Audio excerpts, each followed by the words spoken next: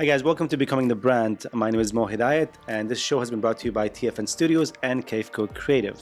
In this show today, we are going to be talking to Shonah Mhene, a digital marketing expert and guru who specializes in helping agencies figure out their funnels and processes in order for them to grow their business digitally and amongst their people. Let's not take too long. Let's get right to the show.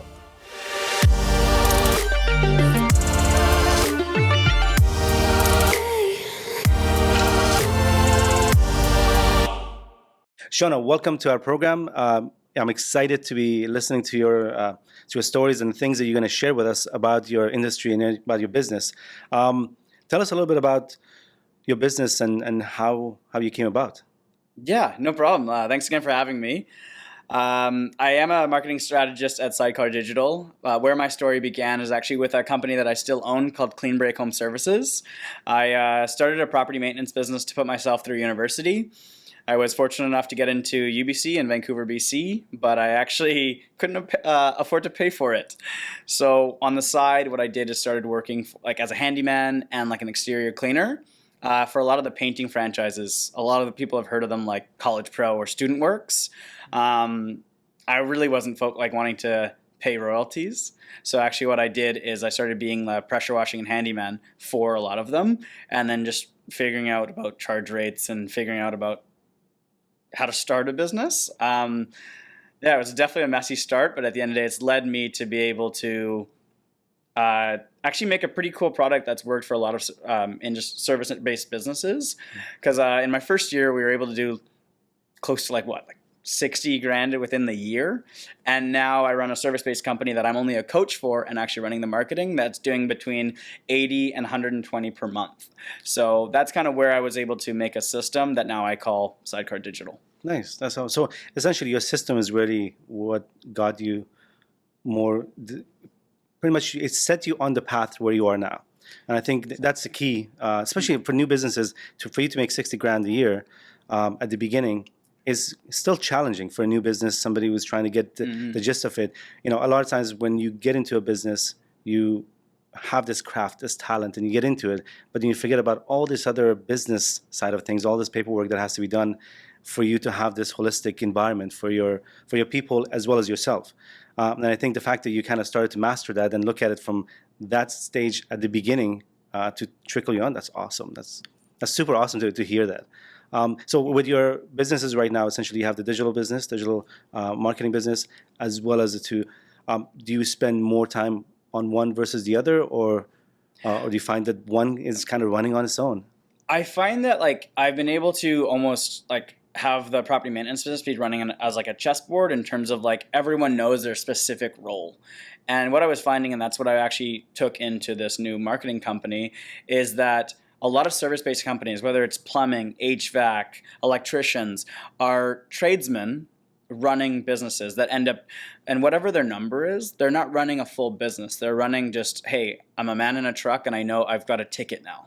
Yeah. They're not actually thinking about what is it like to onboard new people, what is it like to actually start figuring out who are the key players in your business, and what it's like to educate them on how they can be a key player for long lasting. Because right now, we're at a people scarcity.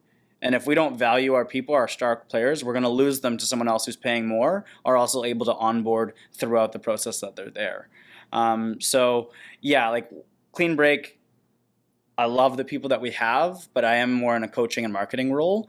Sidecar Digital has been able to give me an opportunity to help other service-based businesses set up a marketing strategy. Nice. Set up what is marketing within their business and what is even a referral network within their business. Nice. And I think it really helps the fact that you are actually in the business of doing, getting the system organized for your own business.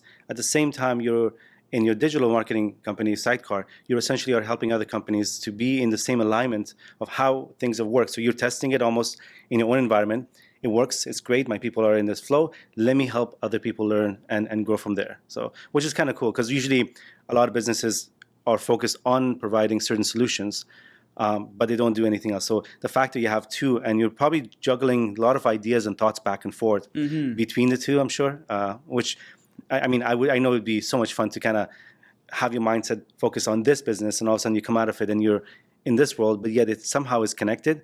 So your mind is in probably a nice wave. In that way, I almost use it like I definitely have business coaches and stuff like that, which is like, honestly, it's really nice for accountability and also them helping me create a system. But I also have a great business partner that has been helped me able to kind of be in both realms. We use one of our companies as a product, and we see how that organism is naturally growing and where it needs to be fixed. And then we're actually able to say, hey, here's what we're realizing is our pitfalls or our roadblocks. And we're able to actually kind of preach that to other companies, saying, hey, here's like why and how we came to that kind of that point, and here's what we're going to do instead of that. Here's what we'd recommend to you.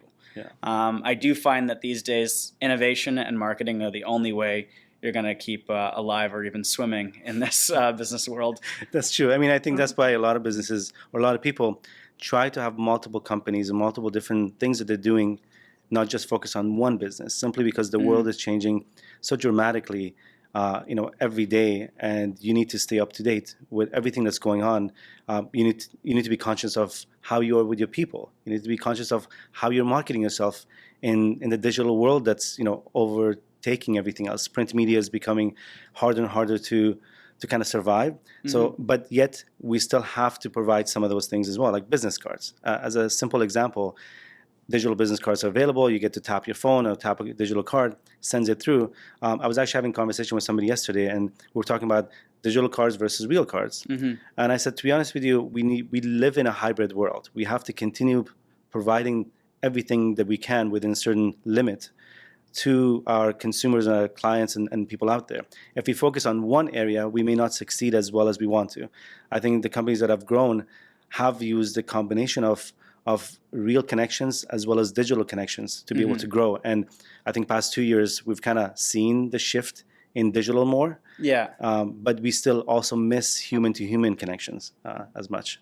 I think that hits spot on. I think that's why I almost call them touch points, is that like it's not only about having that physical material, but it's about having that throughout the process. So whether it's you bang on someone's door and saying, hello, can I ask for your business? Or whether that's actually when the actual tech is coming, or at the end during the invoice. It's how are they getting digital communication and physical communication to help their full experience. Yeah.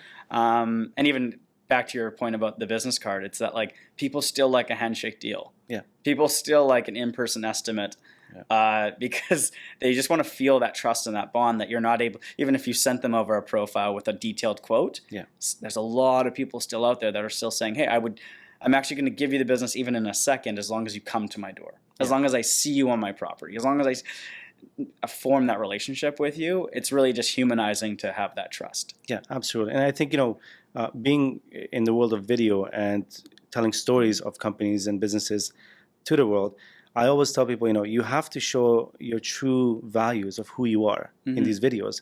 We can't go and make a fake commercial, or glorify your story more than what it is, because when they come into the door, they see that you're nowhere close to what you have shown me in the videos. It's going to kind of affect your business in that sense. So be genuine, connect with your audience, and be able to kind of share what is, makes you a little bit vulnerable. I think people want to see that. They want to see company owners involved in it. And the fact that they want to see that human-to-human connection, it is part of that. We want to know that, hey, if this guy's going to come over and fix something in my house, if I type it in and I have this problem, it will give me a very beautiful calculated result of this is your problem, and we can fix this for this much dollars. I'm sure there's a lot of cool apps and systems that will do that. However, when somebody comes in, you say, well, but I have this one other problem that I couldn't explain. I couldn't find the reason why. Can you help me understand this better?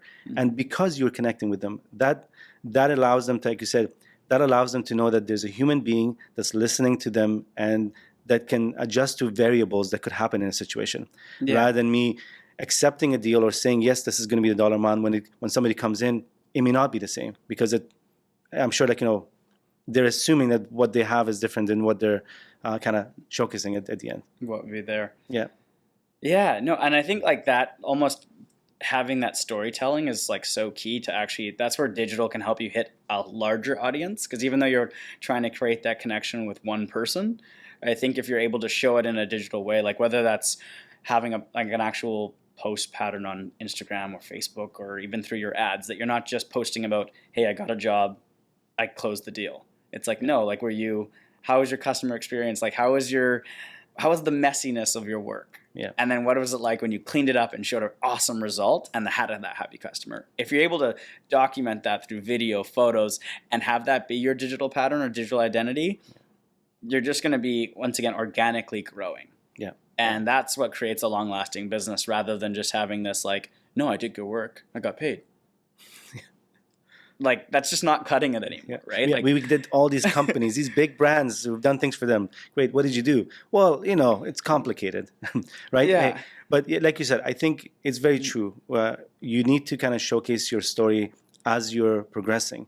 And I think if you do that, it becomes effortless in a way, because you are already doing that job. You're already going through this process. Why not document it in some shape or form? Yeah. A lot of companies have now grown to do that, and it works really well. That whole behind the scenes, it's not just behind the scenes of cameras, but it's also behind the scenes of every business and every culture. And they get to see your people. They get to see how you interact with your people, with customers. People also judge you if you're rude to your employees as well. It's not just like, oh, this person was rude to me. They could put a bad review. It's like, this guy came in, but he was kind of being rude to one of the juniors. It wasn't, I don't think it was fair. And that could affect you, because people say, well, I don't want that kind of person in my world, or doing anything for me, because they could treat me the same way or treat the job the same. Yeah. Not with respect. And I think it's great because businesses are now accountable to making sure that they're providing quality service, because they're afraid of one-star reviews on Google and other platforms. And it's important. And I think it's great because it helps the consumer make the right choice based on these reviews that can help them understand, okay, well, is this the kind of company that I want to be associated with to do a job for me? And either way, they're going to spend the money. Let's be honest. Yeah. They're going to spend the money with somebody. You're the only reason why they're considering is because of the service and quality that you've shown in the past and what they're expecting from you in the future. That's all. Way. Right? I mean, it's a simple decision. You are going to buy a car. It's just you need the right salesperson. Or that way. Well, I think it even helps, like, if they're able to see that reputation, if they're getting that same, like, what they curated in their head, if they're having that experience happen to them, which what they heard over social media or even through a friend referral, if they're getting that same experience, then they're building that trust. Then you're actually able to say, like, okay, no, they're accountable to their Google reviews. I actually can see that they're consistent. Yeah. And a lot of businesses still don't have those procedures to be like, oh, they're like, no, I hired someone, I gave them a contract. But they're like, no, did you have a contract with your customer that you actually ran through to make sure that you hit your promise? Did you have a warm welcome? Did you actually execute all the services that they wanted? Did you have a walkthrough at the end to make sure that you fulfilled their promise, right? Right there is making sure that each customer and each tech is actually fulfilling why the customer even called you. And if those can be fulfilled, then that's what businesses are that's what marketing has helped them instill, is they're like, whoa, if I need to actually have a good experience with the customer, I need to make sure that I'm tracking the experience that the customer had. Yeah. It's not just this customer was a bad customer. It's like, no, I did my procedures to make sure that this result was what we promised. Yeah.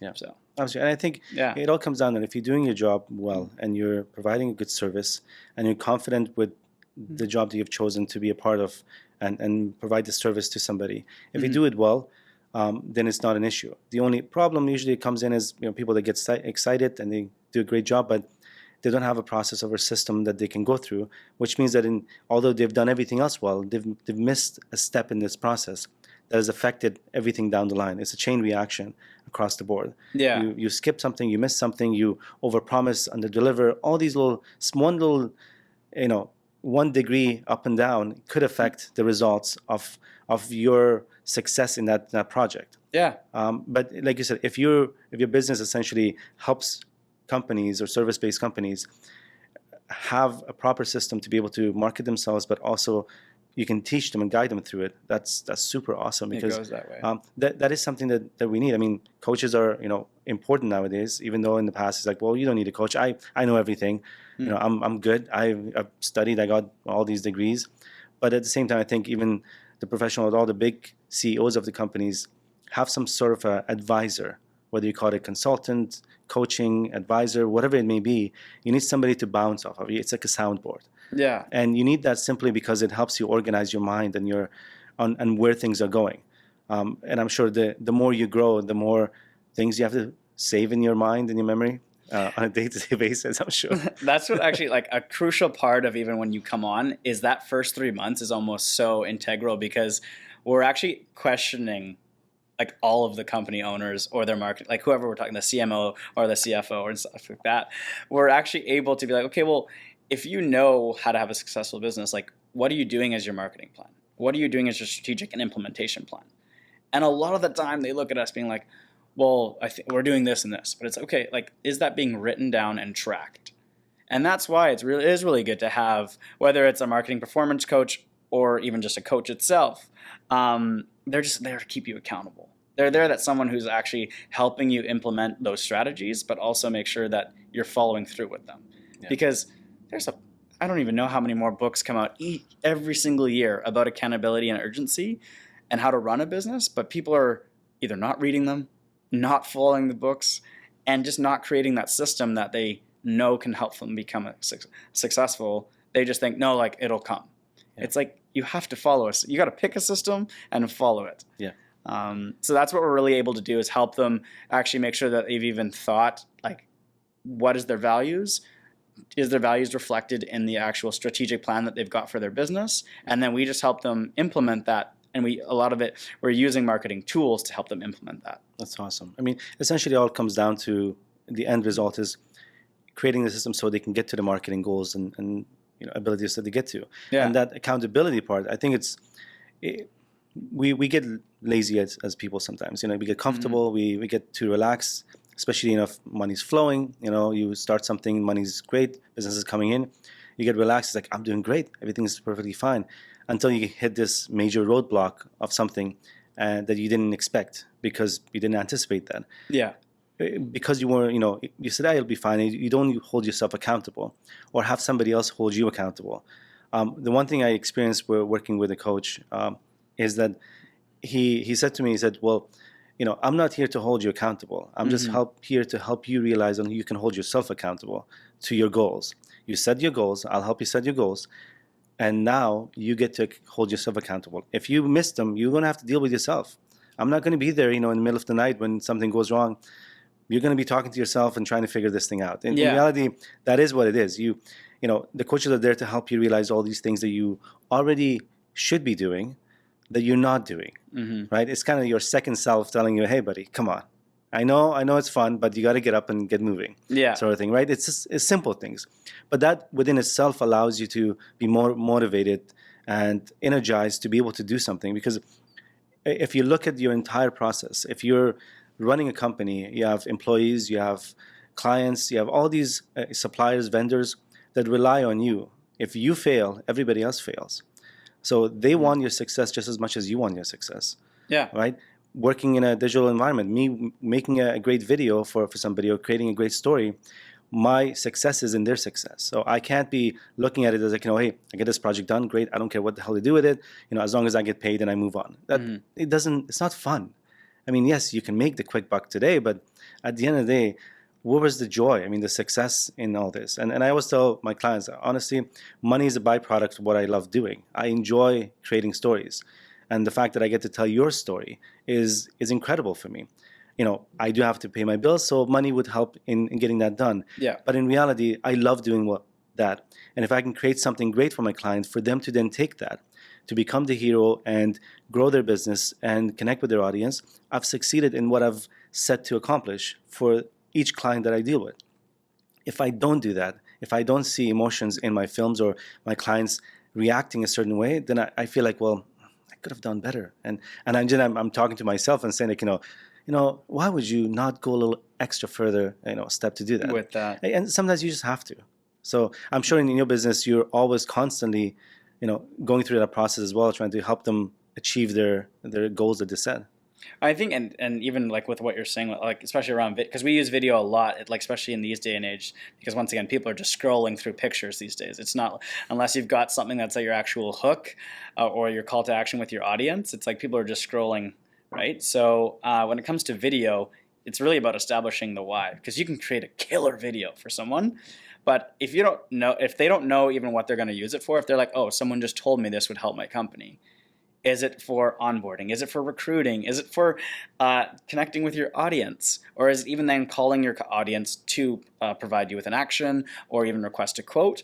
It's like you also have to establish that with them so you know that you're hitting their right goal. Yeah. Because you can create an epic video, but I would even say especially with paid ads, that like one paid ad is not going to change your business unless it's going to the right channel, like through the right funnels. Yeah. Right. Unless your business is also set up to showcase that result, right? Like even if you had a great video but on a bad website, it's only going to go so far. Right? Yeah. Exactly. So absolutely. I think, strategizing or planning your everything that has to do with video or any marketing is important. Yeah. And I've had clients in the past that would come and say, well, can you do video? Yeah. Well, I saw this other guy do this other video. Can we do something like that and just shoot it? Sure. Is that how you do things? So, I'm a similar kind of business. So yeah, you can do something like that. But, and I always tell them, well, let's slow it down. Let's figure out what is your message? What are you trying to achieve from this video? So we can target and who's your audience, so we can create the content that will best connect with that audience, right? You can't do the same video for teenagers versus, people that are older, and depending on where they are, where in their life, are they married people? Are they with kids? Are they single? All these things are big factors in telling a story and how you tell that story. It could be the same story, but the way you tell it will connect with different people based on who you're targeting. So, I always want to sit down with them. As I would say, well, let's do a strategy session, figure out where it's going. We then know what to put together as a story for you. Mm-hmm. We'll come back with an idea, and you can see, if it goes through. And this is also, of course, researching the competition as well to see, well, what have they done that has worked for them? Mm-hmm. And how is your business similar to them? And what is your unique selling point that we can highlight in this? It's not like, if a realtor is not the same as this realtor. Two realtors are not exactly the same. They're completely different, the way they operate, the way they deal with the customers. So you have to create content for each one of them differently that connects with their personality, that will allow them to be able to connect with their audience better. It's not a cookie cutter kind of a video of, walk through, a home. Yes, that can work because there's no life into it. It's just an empty space. But when you're dealing with human emotions and you're trying to convince people, hey, deal with me versus the other, 6,000 realtors within, the lower mainland, they have to know why. Why should I deal with you? You must change my life in some way, shape, or form. So my plan is, and I'm sure anyone that's, looking at marketing should be looking into what is it that I can provide to my clients that can help them achieve their goals, mm-hmm. right? And any business. It's kind of like a ripple effect. I help my clients, make them the hero. They help their clients, make them the hero, and it carries on. And the client makes their family a hero, and it carries on from there. But it's all about us helping them grow. Mm-hmm. And that's the one thing that, a lot of people have to realize. If you don't have a strategy behind everything that you do in terms of marketing or a business, you're only going to go so far. And some people can get quite far, but it gets to the point where it all bottlenecks and collapses sometimes, right? Yeah, it matters on how they're tracking it too, right? It's like the strategy and how you track your metrics is only going to tell you what you need to do to grow. Yeah, absolutely. Well, I mean, I guess, from looking at the digital marketing side, if a company is looking to grow or get into marketing or look at digital marketing, how many different people do they need to deal with in terms of, making sure this works? I mean, for example, somebody like me would do video for them. Somebody else would do social media for them. Mm-hmm. Somebody else would do Google. Is there a way where, should they go to one company that provides all of them, or should they work with different people? What would be your suggestion? These days and ages, I do find that it's really nice to have, like, if you're going to an agency, I would almost say, like, an agency should have one or two services that are their bread and butter. Like ours, like right now, is Google Ads and then just marketing coaching. That's what we would really say we focus on, and that's what we spend the most time in. But then a lot of the time, it really is going into helping them realize what other tools they need to be for us to help them create it. And then usually there's some component that they're going to be doing in-house. So there's going to be tweaks that they're going to be wanting to do in-house, because it's also about what are your values, and how are you creating that content based around your company's values. And we even help them create you should be thinking about having touch points throughout all of your services within a client's experience. And that way, whether it's been 1 month, 6 months after that client's completed a service, you're still going back to them. And we're not providing that service, but at the end of the day, they should be having that conversation with us to say, hey, what do you think is a good idea? Like, are they getting a newsletter? Are they getting cookies just to show appreciation after they've completed a role with you? Because that repeat business is what's going to help you realize that, like, it's so much more inexpensive to go to the customer that you already had. It's X amount more to get a new customer. Right? Absolutely. So yeah. I mean, a lot of businesses are referred business nowadays. Because you do a great job, somebody puts a review. In a simple situation, somebody comes to a restaurant, they eat your food, great food, they put a review, other people see it, and they come in. But then a lot of service-based companies, they rely on quality of service that they provide. So having that connection and having that referral system where you want to make sure that you want to keep servicing that same client constantly is great, because not only will they refer other businesses that are similar that could use your help, but also continue using you. Most companies don't want to keep jumping between digital marketers, every 6 months or every year. It doesn't make sense. It's not good business ethics, because you can't. No, they're gonna have to relearn everything about your story. Exactly, and nor should they. Like, there's really is they're kind of, I would call them like the 3 avenues of marketing. It's like you've got your own network, that's your personal network or anyone in your company's network, right. And then you've got like paid, and then you've got organic. And for you to, like, once again, last long in this, like, whether it's this year or this decade in business, it's like you really want to be emphasizing your organic growth. Yeah. And that plays into all factors. Like, it plays into how you're visibly looking online, but it also plays into what's your reputation with your own network, right? But if you're growing organically, once again, people can come out of the woodwork because they saw your paid ad and say, hey, I'm going to this restaurant because I saw a paid ad, but now I'm going to actually refer them because I was led here. Yeah. I'm actually going to create and bring my own network here. Yeah. Right. But so they do actually play like well within each other, but it's important to make sure what are the tools you're using in each of those categories to grow your business. Absolutely. Yeah. It is definitely a key. I like how you put it, like, where they're bringing their audience with them. In a way. I mean, you're right. I mean, people that have quite a large following on social media, wherever they go, this audience is coming with them, and they get to see what they eat, where they go, what they do, and if they capture something good about you, if you're in their path of traveling in their life or journey, and they capture you and showcase it to their network, it could be 5,000, it could be 2,000, it could be 10,000 people. Yeah. And you get some leads from them coming in.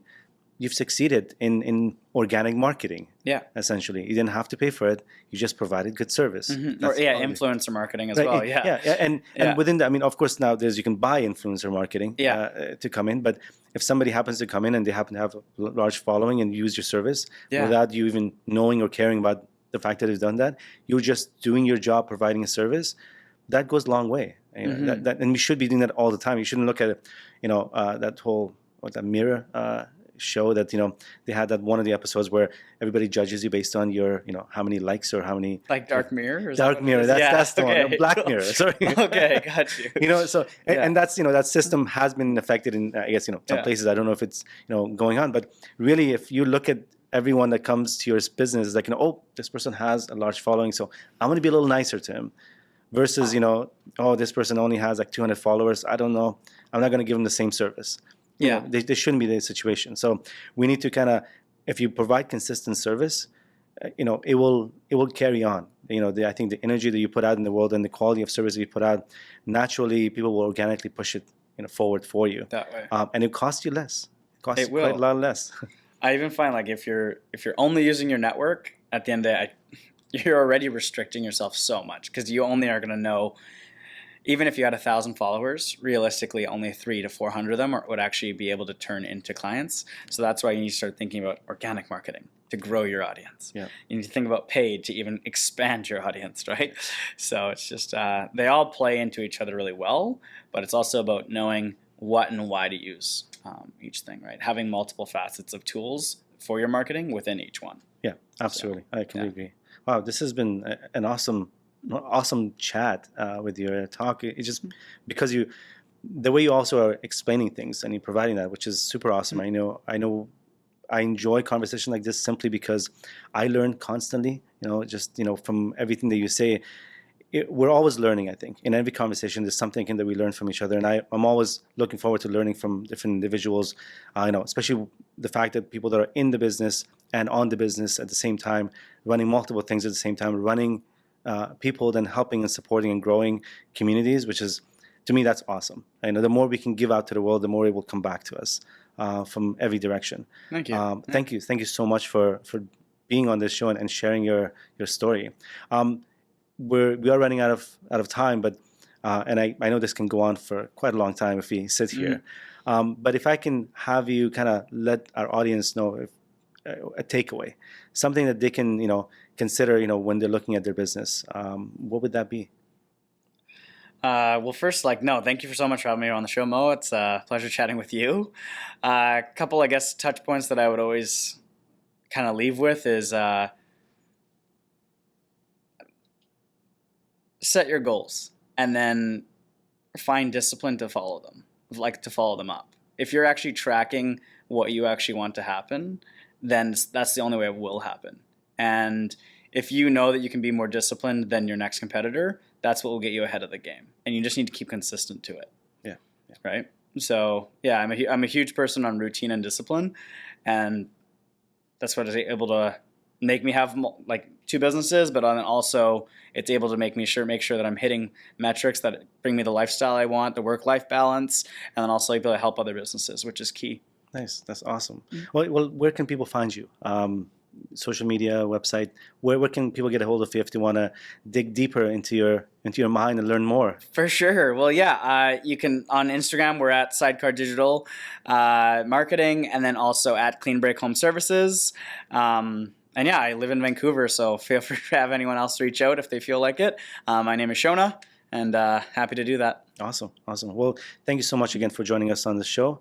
And thank you for being with us throughout this program. I hope you've had some takeaways from this show and how to help your marketing grow and your systems. And essentially, I think Shonah is right. Without the proper system, you probably won't get too far. So it's better to have that and have a disciplined system where you follow your own suggestions, where you pass to your clients. So thank you so much again for joining us, and we'll see you next time.